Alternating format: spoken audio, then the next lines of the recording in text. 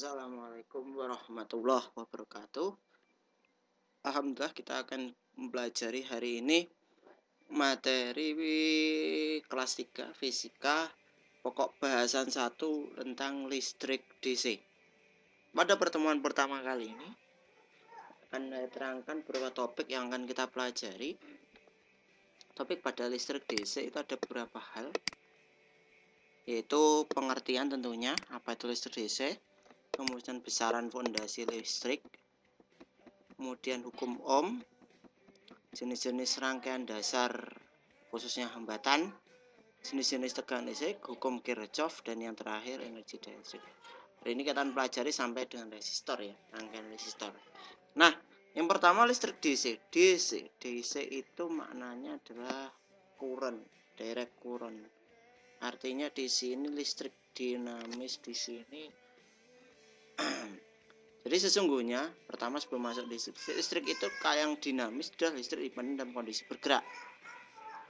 Terdapat dua macam listrik, yaitu listrik AC dan listrik DC. Nah, jadi ketika listrik itu bergerak itu dibagi dua, ada namanya AC, ada yang namanya DC. Nah, untuk AC sendiri itu sering kita lihat ada listrik yang tidak searah atau bebas. Contohnya adalah peralatan yang menggunakan ini, contohnya adalah televisi, elektronik ya, kemudian kipas. Kenapa kalau saya bilang peralatan ini adalah peralatan AC? Karena dalam masukkan powernya atau cop-copan kabelnya itu, sumber listriknya ketika dibalik itu tetap bisa menyala. Berbeda dengan listrik DC. Listrik itu listriknya searah. Listrik searah. Kenapa kok listrik searah? Peralatan listrik ketika kita pasang listrik searah, dia itu cenderung malah tidak akan menyala. Contohnya, kalau kalian punya HP, tentu tahu itu. HP kalian baterainya baterai DC, ada plus ada minus. Dia termasuk peralatan DC. Kemudian apalagi? Beberapa alat seperti juga elektronik yang kecil-kecil biasanya menggunakan DC. Laptop juga bisa karena dia pakai slotnya itu memang plus sama min, kalau kebalik ya nggak bisa. Dan yang paling sederhana kalau kalian tahu mungkin baterai jam juga sama. Jam itu ya, jam dinding itu juga sama. Nah, sekarang terkait hal tersebut, maka sesungguhnya dalam listrik ada 3 besaran yang menjadi fondasi dalam listrik, dan selalu ada ini, yaitu yang 3 hal itu. Ada tegangan, sering mendengarnya tegangan listrik. Yang kedua kuat arusnya itu berapa. Yang ketiga tahanan, resistansi.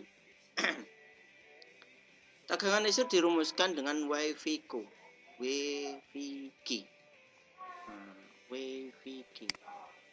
Apa itu WVQ? WVQ itu adalah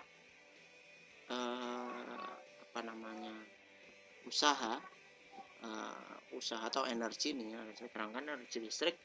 V itu tegangan atau volt, atau kita sering voltase. Q itu adalah arus. Apa itu tegangan? Tegangan itu adalah ukuran beda potensial atau selisih antara dua potensial listrik. Jadi apa bedaan plus dan minnya itu, atau ketika AC itu sangat tinggi, maka tegangannya akan tinggi. Yang kedua, kuat arus listrik adalah ukuran laju mata listrik yang mengalir. Jadi kecepatan lajunya listrik itu disebut dengan arus listrik. Yang ketiga adalah tahanan atau R itu rumuskan rapel. R sama dengan rho kali L. Ini untuk kasus kabel, jenis kawat, kabelnya apa, panjangnya berapa, dan nah, saya analogikan 3 besaran ini dalam wujud aliran sungai saya biasanya. Kalau kita misal punya 2 buah bukit, 2 buah dataran. Nah, di sini kita punya air sumber. Air sumber ini saya pasangkan sebuah selang di dalamnya. Jadi listrik itu dengan air hampir mirip ya. Perbedaan selisih tinggi, jadi tinggi antara bukit 1 dan bukit 2 itu kita sebut sebagai V. Ini adalah V atau tegangan. semakin selisihnya semakin tinggi, ya tegangannya semakin tinggi. Selisih antar apa namanya, kalau di listrik ya antar cop atau antar ujung gitu. Nah, sementara arus listrik itu adalah ketika ini semakin tinggi, bukitnya semakin tinggi, apa yang terjadi? Aliran airnya pun juga akan semakin deras di dalam pipa. Ini yang kita sebut sebagai aliran. Sama di listrik, semakin tinggi listriknya, maka alirannya pun juga akan semakin deras karena selisihnya terlalu tinggi. Yang ketiga adalah hambatan. Apa itu hambatan? Dalam hambatan ini adalah ibarat dalam sawang mungkin terdapat batu kerikil atau terdapat sampah-sampah yang menghalangi.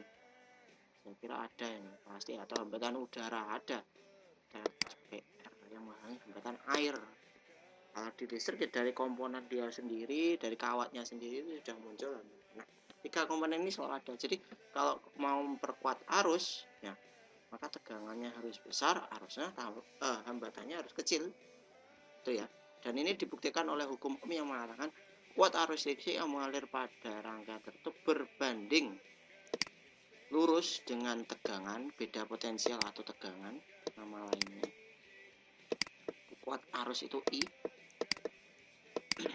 pada ujung-ujung rangkaiannya. Jadi dia berbanding lurus itu ya I dan V itu lurus, tapi ya terbalik dengan hambatan. Jadi ini ya lurus di sini. Semakin besar ini semakin besar, maka I akan besar. Beda dengan R, karena R per sama I, maka apa yang terjadi?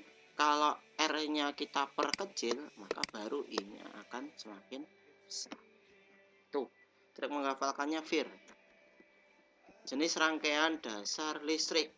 Ada 4 jenis rangkaian dasar isi khususnya pada resistor. Apa itu resistor? Resistor itu adalah komponen yang dapat menahan laju listrik. Dia berupa elektrolit dalam kimia yang mampu menahan laju listrik dari bahan itu sendiri. Nah, tentunya di waktu SMP kalian pernah belajar rangkaian seri. Nah, seri itu tanpa ada cabang.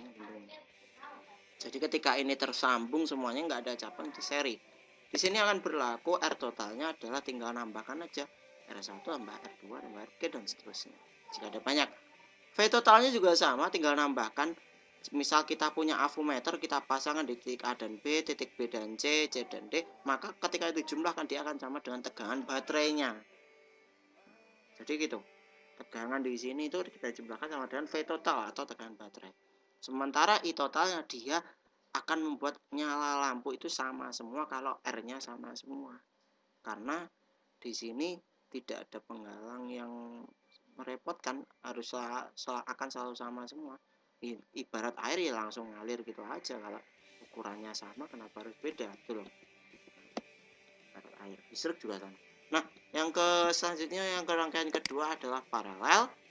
Paralel adalah rangkaian bercabang, bisa cabang 2, cabang 3, yang penting ada cabangnya. Maka di sini R-nya atau hambatannya, misal kita punya speaker, hambatan itu belum tentu resistor, bisa lampu, bisa TV, misal punya 3 TV dipasang paralel. Nah, ini kalau nyari hambatannya ya kita perkan aja. Ada hambatannya setiap komponen listrik. Kalau kita punya speaker ya tinggal kita lihat R-nya berapa, kita perkan, kita dapat nanti R totalnya berapa. Di sini kadang kita lupa, ini terbalik seperti R. V totalnya bagaimana? Nah, konsep ini akan sangat bermanfaat karena V-nya ini dia sama, jadi rawan penataannya sangat bagus. Ya, V total. Jadi V-nya antara AB, CD dan EF itu sama. Apalagi dengan baterainya juga sama. Sementara I-nya dia akan terpisah arusnya. Arusnya semakin kok misal speaker ini ada 3 speaker yang berbeda. Speaker 5 watt, 10 watt, 20 watt. Maka ini akan mempengaruhi arus yang masuk ke dalam speaker itu masing-masing. Dan beda nanti suaranya. Yang menang siapa dan tentunya tahu. Yang kalah siapa, dilihat saja hambatannya. Yang penting hambatannya. Kalau misal nanti di speaker sini hambatannya kok malah lebih besar, maka listrik nggak akan bisa jalan dengan lancar di sini. Tapi kalau di sini ada speaker yang hambatannya kok kecil, dia sangat keras nanti suara. Nah, untuk jenis rangkaian yang ketiga adalah rangkaian paralel dalam seri. Nah, ini yang sering muncul untuk soal-soal ini. Jadi ngitung paralel dulu baru diserikan. Ini jangan lupa.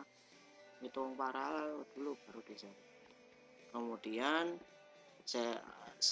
apa ini namanya, seri dalam paralel. Seri dalam paralel itu berarti yang ngitung serinya dulu, ini dihitung dulu, tambahkan, baru disebarkan. Kira mudah ya. Itu terkait dengan hukum Newton. Yang akan sekalian amalkan nanti di hukum Newton adalah I masuk sama dan I keluar. Ini sering digunakan dalam mencari ya. Sampai lupa jumlah yang masuk dan yang keluar. Nah, hitung aja harus yang masuk berapa, yang keluar ya berapa, tinggal tambah-tambah. Ya, itu materi